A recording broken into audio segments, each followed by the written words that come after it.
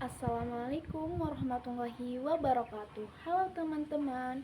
Perkenalkan, saya Ananda Syofia, mahasiswa Ilmu Perpustakaan di UIN Sumatera Utara dengan NIM 0601243072. Selamat datang di video ini. Gimana kabarnya hari ini? Semoga sehat dan selalu semangat ya. Hari ini kita akan bahas topik yang cukup seru, bahkan mungkin bisa memicu perdebatan.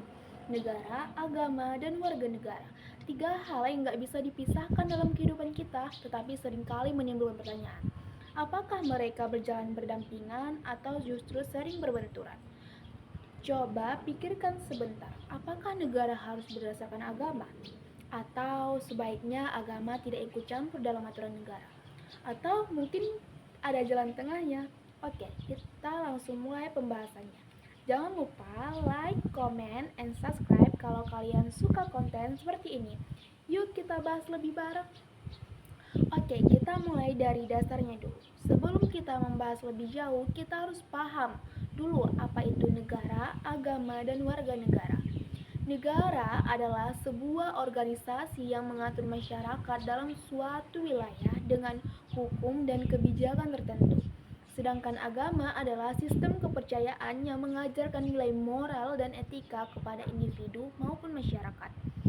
Warga negara adalah individu yang diakui sebagai bagian dari suatu negara dan memiliki hak serta kewajiban yang harus dijalankan. Jadi, di Indonesia hubungan ketiga hal ini sangat erat.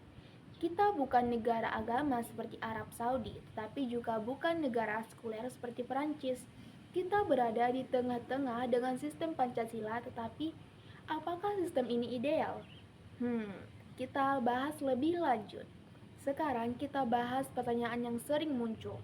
Apakah negara dan agama harus menyatu atau dipisahkan? Negara sekuler misalnya seperti Prancis dan Turki. Di sini agama tidak ikut campur dalam pemerintahan. Semua aturan dibuat berdasarkan hukum negara, bukan hukum agama. Negara berbasis agama, misalnya seperti Arab Saudi, Iran, dan Vatikan. Di sini hukum negara didasarkan pada ajaran agama tertentu, misalnya hukum Islam di Arab Saudi. Sedangkan negara hibrid, contohnya seperti Indonesia dan India, negara tetap mengakomodasi agama dalam sistemnya, tetapi tidak sepenuhnya berdasarkan satu agama tertentu. Indonesia berada di kategori ketiga negara hibrid. Artinya, agama tetap berpengaruh dalam kehidupan bernegara, tetapi tidak mendominasi secara penuh. Tapi, apakah ini berhasil? Mari kita lihat tantangannya. Di Indonesia, agama memainkan peran penting dalam kehidupan masyarakat. Tapi, apakah selalu berjalan lancar? Gak juga, ada beberapa tantangan besar yang kita hadapi. Contohnya seperti intoleransi. Masih ada diskriminasi terhadap kelompok agama minoritas. Politik identitas. Agama sering dijadikan alat politik apalagi menjelang pemilu. Radikalisme. Ada kelompok yang ingin mengubah sistem negara dengan aturan agama tertentu. Kalau kita lihat di beberapa daerah masih ada kasus rumah ibadah yang dipersulit pembangunannya atau perbedaan agama yang dijadikan alat politik. Ini menunjukkan bahwa negara hibrid seperti Indonesia tetap menghadapi tantangan yang besar. Nah, sekarang pertanyaannya, kita sebagai warga negara bisa berbuat apa? Apakah kita cuma diam dan menerima keadaan atau kita bisa berkontribusi? Salah satunya dengan cara yang pertama, menjaga toleransi dan keberagaman. Yang kedua, tidak mudah terprovokasi oleh isu agama dan politik. Ketiga, menggunakan hak suara dengan bijak dalam pemilu. Atau empat, mendukung kebijakan yang adil dan tidak diskriminatif. Kalau kita cuma sibuk menyalahkan pemerintah tetapi masih gampang terprovokasi oleh berita hoax, kita sama saja memperarah keadaan. Makanya, kita harus lebih kritis dan bijak dalam menyikapi isu negara dan agama.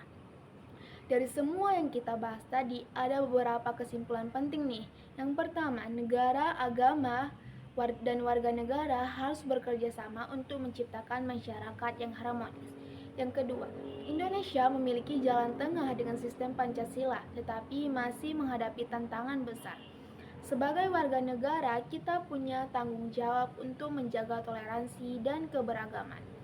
Sekarang aku kembalikan nih pertanyaannya ke kalian.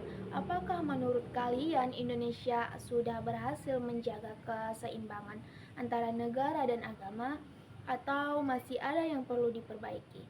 Oke, itu dia pembahasan kita hari ini. Semoga bisa membuka wawasan kita semua. Kalau kalian punya pendapat atau pertanyaan, langsung saja tulis di kolom komentar di bawah ini. Aku sangat tertarik mendengar perspektif kalian. Jangan lupa like kalau kalian suka video ini, subscribe biar gak ketinggalan konten-konten menarik lainnya, dan share ke teman-teman kalian supaya makin banyak yang tercerahkan. Terima kasih sudah menonton video ini. Sampai jumpa di video selanjutnya. Wassalamualaikum warahmatullahi wabarakatuh.